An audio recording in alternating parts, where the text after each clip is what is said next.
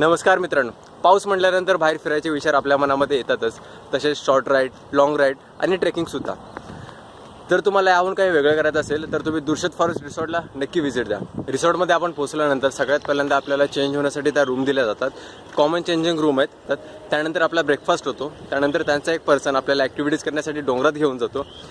त्यानंतर रिटर्न आल्यानंतर आपला लंच होतो. लंच नंतर मग स्विमिंग पूलमध्ये मजा मस्ती करून संध्याकाळी 4:30 या 5 वाजता चहा आणि नाश्ता असतो, तो करून आपण चेकआउट. सो ही एक बेसिक प्रोसेस आहे त्या रिसॉर्टची.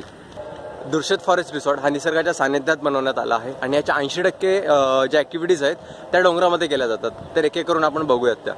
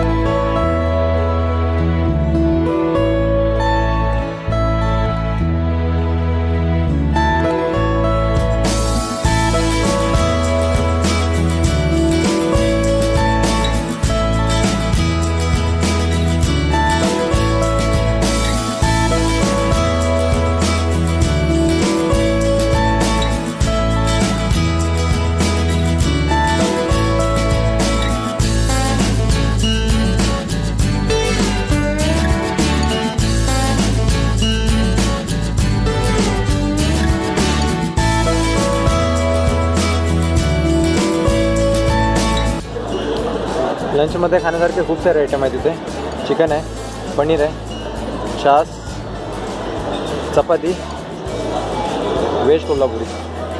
टेस्ट कशी आहे? एक नंबर आहे, छान आहे. सचिन टेस्ट नाण्याच्या कशा दोन बाजू असतात तशा ह्या रिसॉर्टच्या सुद्धा आहेत. सो पहिल्यांदा वाईट गोष्टीपासून आपण सुरुवात करूया. वाईट नाही म्हणता येणार, पण त्यांनी या गोष्टींमध्ये नक्की लक्ष देऊन इम्प्रूव्हमेंट करायला हवी या गोष्टींची. सो पहिली गोष्ट म्हणजे कॉमन चेंजिंग ग्रुप, याकडे खरंच त्यांनी लक्ष द्यायला हवं. आणि दुसरी गोष्ट म्हणजेच जेव्हा त्यांचा एक पर्सन आपल्याला डोंगरामध्ये ॲक्टिव्हिटीज करण्यासाठी घेऊन जातो, तो आपल्या ग्रुपसोबतच 4 ते 5 आणखी ग्रुप एकत्र करून पूर्ण क्राऊड तो त्या ॲक्टिव्हिटीज करण्यासाठी घेऊन जातो. तर याने होतं काय, समजा आपण एक ॲक्टिव्हिटीज करत असेल तर त्या ॲक्टिव्हिटीजमध्ये 4 ते 5 ग्रुप असल्यामुळे त्या 4 ते 5 ग्रुपची जी काही लोकं असतील त्यांना लाईनमध्ये उभं राहावं लागतं ती ॲक्टिव्हिटीज करण्यासाठी. सो ही एक गोष्ट खटकली मला, याकडे थोडं लक्ष द्यायला पाहिजे. कारण प्रत्येक ॲक्टिव्हिटीज करताना ना लाईनमध्ये उभं राहावं लागत होतं आम्हाला. ही गोष्ट आम्हाला खटकली. चांगल्या गोष्टी म्हणायच्या झाल्या तर जेवण अतिशय उत्तम होतं. जेवणासाठी खरंच थम्सअप दुर्शत फॉरेस्ट रिसॉर्ट. जेवणासाठी तुम्ही डिझर्व करता, कारण खरंच जेवण खूप छान होतं. त्यानंतर दुसरी चांगली गोष्ट म्हणजे पार्किंग स्पेस खूप मोठा होता, रूम छान होत्या, टॉयलेट छान होते. मी त्या पहिल्या ज्या 2 गोष्टी बोललो त्यावरती थोडी इम्प्रूव्हमेंट करायला हवं त्यांनी. बाकी ओव्हरऑल रिसॉर्ट खूप छान आहे. नक्की तुम्ही एकदा जाऊन तिथे व्हिजिट द्या. आता आपण बघूया या रिसॉर्टला जायचं कसं आणि इथली बुकिंग प्रोसेस काय आहे ती.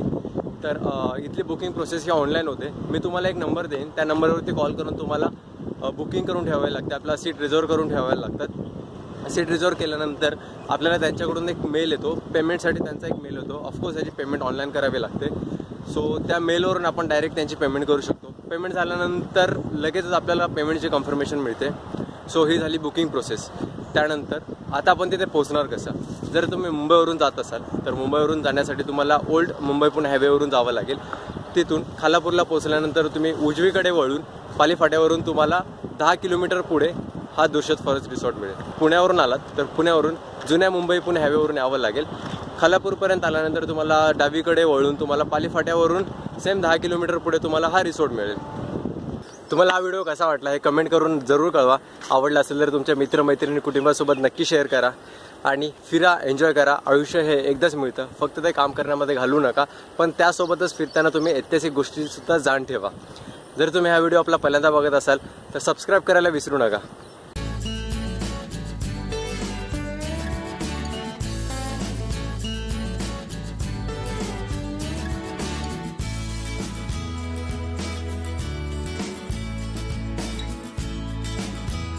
आज रिसॉर्टमध्ये काय मजा मस्ती केली हे जर तुम्हाला बघायचं असेल तर मला कमेंट करून जरूर कळवा.